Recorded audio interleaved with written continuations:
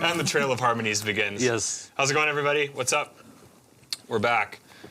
How's it hoeing, Scott? That's what Robbie says. Hey, Rob. Hoping that's a typo. Nice. How's it going, everybody? Feeling good? It's Wednesday. Yeah. We're feeling good on a Wednesday, as Derek would say. Halfway through the week. Yeah. And this is always a nice like break in the middle of the week just to hang out. I feel like this is almost like my restart of the next portion of the week. This kind of like divides the work week, which is great. It's awesome. I love it. How's it going, everybody? We have Scott Craker back on the stream tonight. Really stoked to have Scott back. It's been a minute for sure. Yeah, I was going to say it's been a hot minute. Yeah. I can't remember the last time. It was maybe the Sean Tubbs launch? Yeah, with the Tilt launch. Yeah, the Tilt boost I came on for the... Yeah. We did the boost. Yeah. He was here for both of those. I forgot. He was here for the Tilt Overdrive launch and for the Tilt Boost launch. Dave, what's up? Feeling good? He's feeling good. I don't know who Scott is, and I'm too afraid to ask. That's okay. So for anyone who doesn't know, Scott is one of our... You've been here longer than I have, actually. Yeah, like 5.5 years. Yeah. I think you're the only... Aside from Dan and Derek, you're the only guy that's been here longer for me now. Scott is one of our main builders in the shop. Scott builds all the Alpha amps, him and Brad. Scott does some of the Pro Series amps. Scott does the pedals. Scott builds circuits. Yeah, a little bit of everything I think I've had my hands in. Yeah, totally. You're definitely one of our main guys in the shop. So if you have an Alpha amp, that is Scott right there. Yeah. But if you have an Alpha amp, there is a really good chance that Scott built it. Hey, is the thumbnail popping up for everybody? Let's see. There we go. Is the ATEM being an ATEM and doing its thing. Yeah, it's fine now. But yeah, if you guys have an Alpha amp, there's a really good chance Scott had his hands on it. So yeah, he's one of our main builders and also a sick guitar player. Scott's got his own music out. It just goes under my personal name, Scott Craker. It's just called the Scott Craker Project. It's basically an instrumental prog, I guess you'd call it. Yeah. Kind of prog album. It's really good stuff. Yeah, I did a little... That's right. Yeah, you did an awesome solo on one of the songs. Cheeky guest solo. Yeah. What was the name of that song again? It was... The song is called... Metamorphic State. Metamorphic State, that was the song. And it really suits the song because it's a crazy, wild song. So just preemptively, I think the ATEM tripped us out and we have a little bit of delay on the camera here. Basil says, is the tall baby running the camera? I'm assuming he means Luke. Which is funny. But the Scott, yeah, Joseph. Hey, I saw Joseph you biased your own amp there, which is awesome. Who here is into... like swapping out tubes and biasing their own tubes, because I feel like there's been a lot of customers recently that I've been dealing with that are starting to experiment with different tube sets for like the Pro Series amps and stuff. Are you getting, sorry, just quickly, are you getting just lag on the video? No, it's fine. I'm checking it on YouTube. Right, we're fine. Okay, it's just on our screen here. I gotcha. Okay, perfect.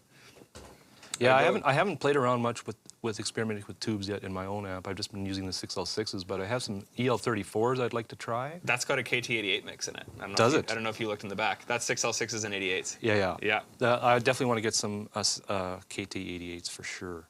Nice. Yeah. They add a certain low-end warmth that is nice. I think like mixing with the 6L6s, which have more like mid-range kind of cut, yeah, that seems to be kind of a fan favorite in terms of mixes. And I really enjoy it too. I didn't really know that until we had Dan on the stream here. And we actually went through biasing all the different sets. Mike, I saw you posted you got your chat breaker. So for anyone who's been asking, yeah, the chat breakers have officially started shipping earlier this week. Any of the direct orders have shipped out. We've started shipping them out to dealers. Sweetwater is going to get theirs right away. They shipped out a few days ago to Sweetwater. We starting to get them overseas now. Who got your chat breaker? Is Mike the only guy so far? And what do you think? What do you think of it, Mike? Flux is a regular here. How's it going, Will? Tested 6L6s in his diesel VH4, but ended up liking the stock 77s. I didn't know those came with 77s.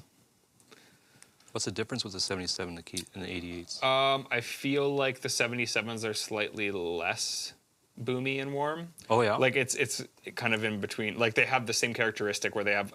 So the way Dan explained it to me is like they just have more headroom, basically. So like EL34s have less headroom. Yeah, they compress much quicker. So it's kind of like a V30 versus a creamback. Oh yeah. Right, like the V30 is lower wattage, so it breaks up sooner, and you get this kind of like high mid presence kind of thing going on. So tubes kind of are the same way. Like the EL34s are much more mid rangey.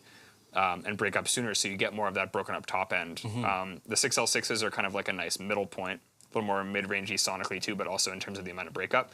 And the KTs like are really hard to get them to break up. So I feel like the 77s just have a little less headroom than the 88s, so it's kind of a little bit closer to what you'd expect from a 6L6, but still has quite a bit of warmth there. So right on. I'll have to snag a couple of tubes from the shop one of these days and Yeah. give it a try.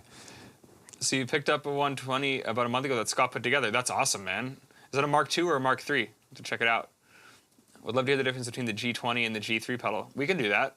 We can definitely do that. We don't have a G20 hooked up today, but we started doing these FAQ videos on YouTube. We posted the first one earlier this week. That could be something we'd cover. Yeah. Do you have a G20 or a D20? I have a D20. And you use the G3 with it? I use the G3 or whatever gain pedal, yeah. Yeah. I really like the G20. I think for the smaller format, I end up gravitating to the D20 just because when I'm on that type of gig, I usually just bring a pedal board with all the stuff, and it's kind of like you just have your platform, and the G20 is all in one, which is amazing. But I feel like for the like when I'll use a D20, it's generally on the corporate gigs, and you need to be able to have that like kind of pushed clean thing for some of the like disco-y kind of clean parts and stuff. So I feel like the D20 clean channel really suits that. But And it takes pedals amazingly well too. Yeah. It's my studio amp. Whenever I'm tracking with my, like friend comes in to track some songs, I just run it through the D20. It's just so perfect. Yeah. You've been doing a decent amount of that, eh, with like the Rectify stuff. Yeah, my buddy Matt Tahanchuk is in a couple of bands, Rectify, which is kind of like a pretty intense thrash, kind of old school thrash, like screaming vocals. Spelled Rectify as in destroy and not listen. Yeah. Yeah. Yeah. He's also got another band called Gutter Creek, which is a little bit more kind of like kind of like a southern metal. Southern rocky vibes. Yeah, a little bit more of that, but he's been tracking at my studio, and then we send the tracks off to the guy that's mixing for him, and it works out really well. That's awesome. And Yeah. Derek plays in both those bands too, your drummer, right? Well, He- your he friend who ha- plays drums. He has done some work for Rectify, but he's not the drummer for Rectify, but he is the drummer for Gutter Creek. And they actually just released a song, Sign of the Gypsy Queen cover that they played on 92 last week. I saw that, yeah. You were telling me about that. That's it's, awesome. It's man. a really good cover, and they got another one coming out for Lay It on the Line. Nice. Yeah, sounds really good. I heard it last night. Awesome, dude. Sounds sick. Who's mixing them? Juan Ortez or something like that, I think. Okay. Local guy? No, he's done a lot of metal albums. I'll have to call it up here if I can get his exact name, but yeah, he's been mixing for Matt for a while now. Juan Gotcha. Ortega, or how would you call it? Ortega. Ortega, yeah. Yeah, Juan Ortega. Cool. Yeah. Sounds great. Yeah, he's doing a really good job on the stuff. So everything sounds great. Awesome, man. Yeah. That's cool. Yeah, the cover they put on 92 sounded great. For anyone who, 92 City FM is like the rock station here in Winnipeg. Yeah, Is what we're referring to. Could you guys still listen to the radio at all? Sometimes I like to pop it on just for a break from what's on my phone, honestly. Yeah, I'm radio or CD guy. Yeah, you're definitely Yeah. a CD guy. Got to get those wave files in. It sounds better, dude. I still have a CD player in my car, so I'm probably going to hold on to that for a while. But yeah, no, I don't do the Spotify thing. I did it once briefly because I wanted to check out some different music. Right. But I found that I didn't find much I enjoyed on Spotify. Yeah. Unless you know the name of the band to check out. Their algorithm is definitely better than like Apple Music, but for sure, I find a lot of the stuff that comes on is like I've already kind of heard this and I've moved on from it to something else. But I don't know. I guess that's the thing with being a musician is that you're generally just quite particular about what you like to listen to. So. And I don't think they get much more particular than me. Yeah. Joy Buzzer says I listen to the college radio station. Honestly, the college radio stations are the move. Like UMFM is probably the move here for sure, which is the University of Manitoba station. Brendan had a radio show on that for a while from Higher Lows. It was awesome. It was called This, That, and the Third. And it was just, it was funny. We went on once, kind of promoting solo music, but it was like when we were doing Higher Lows stuff, so it was funny. We just kind of had a couple drinks and hung out. But Joseph, Sirius Radio. Yeah, Sirius XFM would be good as well. Radio mostly for news. Love listening to CDs in my car. Yeah, that's how you get the news these days in Canada. Good evening. Good evening, JW. How's it going? I never realized how Manitoban Scott sounds until now. Scott is from around Steinbach. Originally from Steinbach, which is like probably no, I guess Brandon's the second biggest city in Manitoba. Steinbach's up there though, like it's the top 5 biggest towns in Manitoba, which is not making a huge statement because Winnipeg's like the only actual sizable city. But yeah, it's like Portage la Prairie's fairly large too. Yeah. Portage, Selkirk. Selkirk's kind of like connected to Winnipeg, but yeah. All those rural towns. Tried the, Cliff says, oh hey Cliff, how's it going, man? Cliff says, tried the KT88 6L6 mix on my MK2. It's killer. Haven't tried it with my MK3 yet. Couldn't get the chassis of the head shell. Yeah, it's a little tighter for sure. You got to watch that lighting diffuser. Yeah, 100%. You get 92 out in Kenora? I guess so, yeah. Marty Midgard, what's up, Marty? Hey, Marty. Marty lives in Kenora, Ontario, which is about 2 hours east of Winnipeg, and they get 92 all the way out there. That's sick. Yeah. Watch KEXP on YouTube. Discovered so many bands I love from there. Interesting, okay. Yeah, does anybody use YouTube Music? I'm curious about that. Do you guys consider speaker combinations in your Revv 412 cabinets? We mostly do Celestion. We were doing WGS for a while, and we would do the mix with the ET90s and the VET 30s, I think, which is kind of like their thing that's closer to a creamback. We did, for a minute, offer the creamback and V30 as the stock option as the 412s, but for whatever reason, Celestion decided to jack up the price of specifically creambacks, and they went like way up compared to everything else. And that was we still do creambacks, but like it was like a significant increase. Like I want to say like a 30% increase in price at least. I think it was actually 40% that they increased. Really? Yeah. On specifically creambacks for whatever reason. I guess it must just be the material they use. Like, well, they're still made in the UK. Yeah, they are again. Yeah, which is good. And so that might have a factor to do with maybe with international shipping or something. Maybe something's changed. Yeah, I don't know, because the V30s, I guess they weigh less. So maybe that's it. But V30s didn't really go up that much, maybe like, 5 to 10%, which is still, a chunk. Well, I'm glad I got mine before they went up. Yeah. It's funny, like I've always considered myself a V30 fan, but after hearing the mix, I'm a huge fan of the Creamback V30 mix. That's what I have in my Revv 4x12. Yeah. It's just a nice balance because as we were just talking about tubes, like Creambacks have a bit more headroom, so they're warmer. They have like a smoother low end. So in conjunction with the V30, it's kind of like what you get with like KT88s and 6L6s, like best of both worlds. Although the VET 30 and ET90 combo was pretty sick too. Yeah. Yeah, I have a 4x12 with those in it too. I did like the WGS stuff. I don't think we switched for sonic reasons. I think it was just availability at the time. I think that was the challenge. Like with COVID specifically, it was harder to obtain a lot of things. I mean, tubes were for a while kind of scarce. Yeah. And we still, I think because of how panicked everybody got and pre-purchased tubes, there is still some limitation in tube supply. We've been really lucky to be able to continue to get the TAD stuff. Because I remember when they reopened, the rep called Dan and he's like, "This is what I have for the next year." He's like, "Buy this now if you want to make amps." Yeah, order this if you want. Yeah. Which amp has the beer holder? Any amp can be a beer holder if you're willing to spend money on it. Does Revv offer empty cabinets for sale? We do. Shoot me an email or shoot Janelle an email at sales@revamp.com. We mostly stock we can order anything from Celestion, so we could special order if you wanted. That being said, it does take a while. Generally, we stock the V30s and the Creambacks. Do we have, I think that's pretty much it. I think that's it. I think it's about a month lead time if we need to order something special from them. So that'll add about 30 days to your build time. But we do that. We primarily, if you still want WGS, we can still order from them. But it'll take a bit longer and cost a bit more just because it's not in bulk. And then Celestian would be kind of our preference. We don't really do I know people have asked about Eminence and stuff like that, and we don't really do those ones. Not for any specific reason. It just hasn't worked out that we've wanted to bring them in. So no amp is a beer holder. There you go. Yeah, I'm guilty of that sometimes. Hey, Matt, what's up, man? Matthew Warren, he says, hey, I have a Generator 100R Mark III, and I love it. What's the magic with your effects loops? I use a few digital pedals, and the 100R loop blends in perfectly. Dan is really good at building amps. That's putting it simply. Yeah. I don't know the specifics behind what Dan did with the loop. I know that in this amp, there is no effects loop tube. And on the previous versions, there were. And I do think that the loop sounds significantly better on the Mark III than on the Mark IIs. Yeah, he had done some testing and determined that there was no benefit to running a tube for the effects loop. Yeah. And it was just better off without using it. Yeah. Yeah. I don't know specifically, people have asked if it's buffered or not, and I don't remember offhand.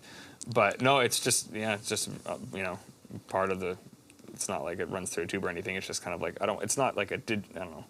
When I say digital, it sounds bad, but it's when people ask if it's like a spring reverb, it's no, it's a chip. It is digital, but there's still some sort of algorithm and they're telling it what to do. So it's a really good reverb. Yeah. Yeah, Matt, I'll have to ask him. I don't know specifically what he did other than change that, and it significantly improved the loop in the amp, for sure. Thanks a lot for letting us know. We really appreciate it. Yeah. Who here's got Pro Series amps? That's what we're playing today. So question, who do you think's playing through the Axe-Fx? Play something, Scott, because we're going to check out the Axe-Fx Revv models today, too.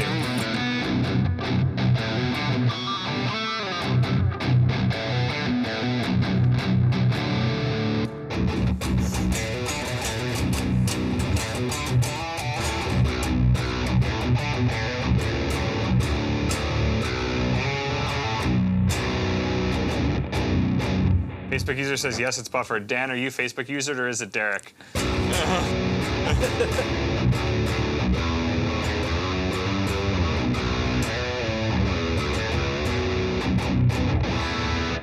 Oh, you got good ears, Jonathan from Guitar Pickup Database.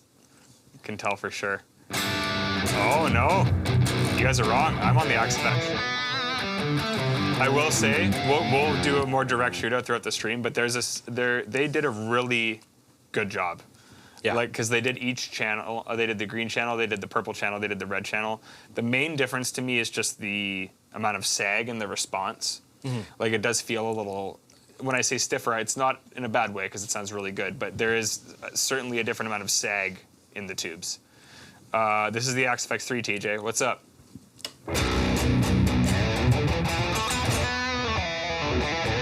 Okay, so here's another question. Which Revv model do you think that is? I could see meters while I'm playing. Damn it.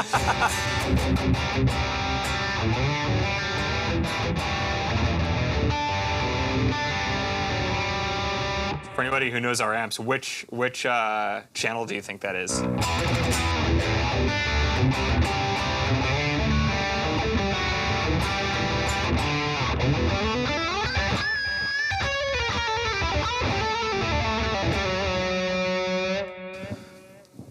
Any guesses? There you go. Dave got it. That is the red channel. Nice. Probably just because I was playing leads that you knew that. But yeah, we'll compare some of these things too. I would say for me the biggest thing offhand is just the feel.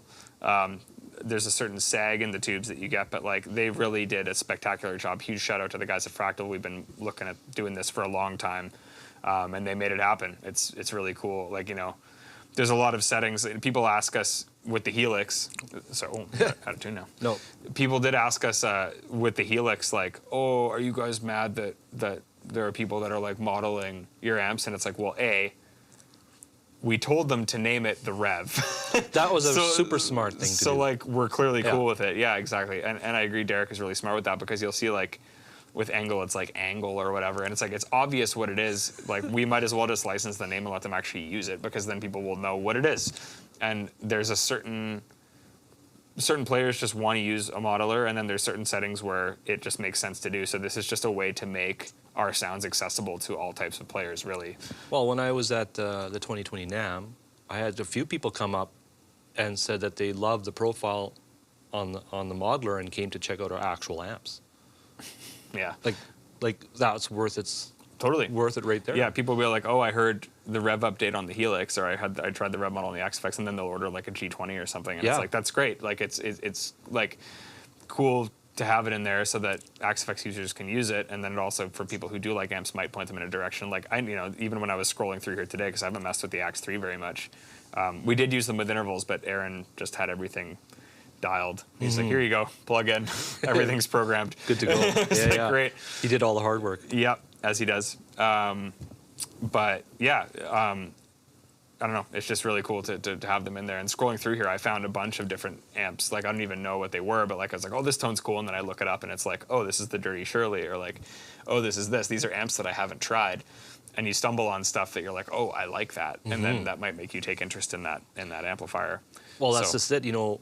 There's probably a lot of brands of amps that wouldn't be normally at a music store. And so if you want to try Exactly. out all this stuff, it's not going to happen. You unless, can't. Yeah, and even with us, like, we do have our stuff in stores, and for the bigger heads, it's harder for people to stock these days. So like, people are like, where can I try this? And it's like, although it's not 100% the same thing, that's a way that you can try it if you have these units, which is awesome. So yeah. Getting up in the fractal is a good sales tactic. Exactly why I wanted a Dirty Shirley so bad. It's funny how you said the Dirty Shirley too, because like that was the one where I was scrolling through today and was like, man, that sounds good. Gotta love it. I also saw Fluxate captures as the big thing, and I think that's why the Quad Cortex is doing so well. And like obviously the neural tones are great, but like the profiler and the Quad Cortex, or whatever they call it. That's got to be so awesome for touring musicians that want to capture their rig, but don't want to take their entire rig along. Yeah. Just capture it all and you're good to go. If you're not making adjustments to your settings, which most people have dialed in their tones, and just have to capture it, they're not like adjusting an EQ after the fact because they've already kind of, set their tone. Or if you're like flying. Yeah. Like even then, like with Dallas this past week, it wasn't amps, but like we had it like, oh, there it goes, nice. That was very quiet. It was very respectful. Respectful beer crack. Respectful today. We had Air Canada demolish a couple guitars this past couple weeks. Nice D28 that got the headstock completely smashed in a flight case that is like a very heavy duty case. Oh my. But like you don't often, and Jared was saying, he's like, man, I'm just gonna buy like, a cheaper Taylor or something for these fly dates because I don't want to bring my real rig with me. And it's like, yeah, when you're flying and you're gonna be victim to either couriers or airlines, you might not want to bring your amp rig.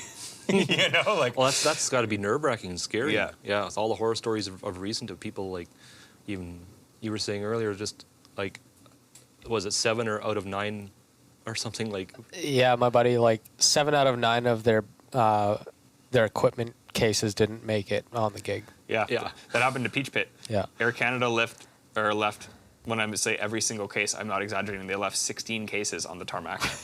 That's just insane. I know, it's crazy. Yeah. And it's like I don't really blame the employees because like what happened was they had already worked. Like George, our lighting guy, has such high status with Air Canada. He called like his concierge, and apparently there was just like they had already worked overtime, and there was a shift changeover, and they didn't have enough employees to take care of it. It's like the company's just It wasn't the more. employee's fault. It's the company's fault. You got to hire more people. So, anyways, point being, this is a way that people can kind of bring that sound with them if they don't want to necessarily bring their amp, or if you're in a setting where you can't fly with a whole amp rig, you can still have your tones or you can have your captures. And that's why we're not really opposed to it, because it definitely serves a purpose. Even if it's not the exact same thing, it allows people who might not otherwise know about us or be able to bring an amp with them, they can use those sounds, or if the setting just makes sense. So yeah, Manny, sorry, I know you're doing everything by yourself tonight. Shout out to Manny for doing audio and video tonight. A bunch of people are away this week. Luke's, I think, at a camp thing, and then Derek's actually in Nashville for the Woodshed experience. Yeah. Oh, that's happening. That is happening this weekend, Yep. right? Yep. Nice. Yeah, That'll and be- it's Eric Johnson, which is crazy. That is crazy. Which is nuts. Yeah. Eric Johnson, Andy Wood, Andy Timmons, Mark Lettieri. Mark Lettieri, Seth Rosenblum, quite a few more. Sean. Yeah, there's a couple Obviously, others. Sean Tubbs will be there. Yep. Tons of people. So Man, that would be just to be able to sit in and listen. Oh, dude, That'd be incredible. I can't even imagine even being in the same facility as Eric Johnson. Like, for me, he's like the tone. He's incredible. Yeah. He's absolutely incredible. He's the guy. yeah. Yeah. Sorry, Manny. I said to scroll up, and then more comments happened. Sorry. And I sabotaged you. It's all good. Just like I sabotaged the French fries. Oh, it's all Guys, good. we got Don't Mary even worry about Brown's. it. Oh, I'm so mad. We got Mary Brown's, and I was like holding the drinks and the bag with one hand, and the bag slipped, and I yard sailed all the fries. I was so mad. It was not good. Sorry, that was what it was. What pickups do you recommend for gent style? Gent. Looking to replace the ones in my Charvel. I would actually recommend fairly low output pickups that you can gain stage on. Yeah, because you want percussiveness. You don't want to just get lost in compression. You don't want a ton, exactly. Yeah. You don't want a ton of compression or saturation. Like I find with those types of tones, I'm gonna actually plug into the Revv for a second, Sure. just so I can demonstrate gain staging. But like, And I think I don't play this style much, but it really has a lot to do with your picking hand yeah, to getting that really percussive rhythm going. totally, yeah. So I am back in the Revv now, and it does feel different. Yes. You can hear that in the attack. Where's my? Do I have the delay turned on? Is the amp verb on? Oh, it is. Well, you have the reverb. Whoops. So I find the key to that is like, yeah, as Scott's saying, it's really percussive. Like if you come in, it's kind of the same thing, headroom, right? Like if you come in really hot, it's going to be hard to stack on that without getting it really out of control. And I feel like with that type of sound specifically, you benefit from like several lower gain stages kind of stacking together and filling out more space and getting you more attack. So on its own, like these pickups, these are the Aristides Customs, they're bare knuckles. They're not that hot. They're quite balanced. So you can start with something like that, and then if you put like the tilt boost in front of it. Like that's pretty much what I would consider like a gent tone. That's actually pretty... And it's also you're palm muting a lot more than usual. Yeah. I think like Metallica, or Right, it's the way you mute where you pick. the hand is almost moving closer in, further from the bridge Yeah. to really mute the strings more. So if you have pickups that are super hot, that gets out of control pretty fast. Yeah. So I actually would recommend any sort of like mid-output set of pickups. I've been really enjoying the bare knuckles. The Seymour Duncan stuff is great. DiMarzio, like honestly, I think a lot of the main brands make stuff these days that is really good. It's just a matter of finding what you You know, like. Fishman Classics, Those are awesome. those are amazing pickups. Yeah, totally. I should play on the new album Scott produced, please. Didn't I? Or are you doing a new one? What's this? Oh, Clayton says, big shout out to Scott, one of the best yeah. guitarists in person I know. His tone is just absolutely insane. Hey, Clayton. I agree with that. What are you using in that? That's just the stock pickups in there? These are the stock. They're a model. They're called the Hyperion. Okay. Yeah, they're like a model that's just available in the AZ line. You cannot order them separately. They've been considered similar to like the Pegasus Sentient. That's what's in my 6-string Aristides. They're supposed to be similar to that. Nice. Yeah. That's a good set. They're lower output. They're not like a super high output. And it's got like so many tone options. Like I can get like jazzy tones out of here too. With the series parallel switch and all that stuff. Yeah, well, there's like 5 tones, and then there's like a switch. It's got like a circuit, and then it changes all kinds of different phases and all kinds of. I can get single coil. I can get all kinds of crazy. Nice. That's a cool guitar. I love and it. You had 2 of them for a bit, I eh? still do actually. I have the other one is for sale at the moment. So did they both play the same, or did you have one that you preferred? Like, that was one of the things that blew my mind after I got the second one, because I had this one probably for close to a year before I got the second one. And then I had got the second one, and I had adjusted all my action to my preferences, and I was playing it at one point, not watching the guitar, and then I realized that I was playing a different guitar than this one. Right. I was like, they play identical. That's awesome. Yeah, like, yeah. Very Good to know the quality controls there. There are some brands where I've definitely played 2 of the same Gibson, and they're not, and they're not the same at all. Well, it's one of those things. I think when you get to certain brands, you're paying for a lot for a name. Yeah. I found like I had 3 Fender USA models, and while they were really good guitars, I bought one of yours too. Yeah, the Strat. Yeah, and I like, oh man, I love these guitars. Yeah. And then I got them made in Japan, Different and beast. I was like, oh wow, this is totally different build quality. Yeah, totally. Yeah, Japanese stuff is definitely on par with any of the American or European stuff that I've played for sure. The pass that the Chatbreaker came with, that's a Derek move right there. So, and Manny made them all, didn't you? I signed them and made them all. Yeah, I think. If you got a Chatbreaker, you have Manny's signature. Yeah. On the passes.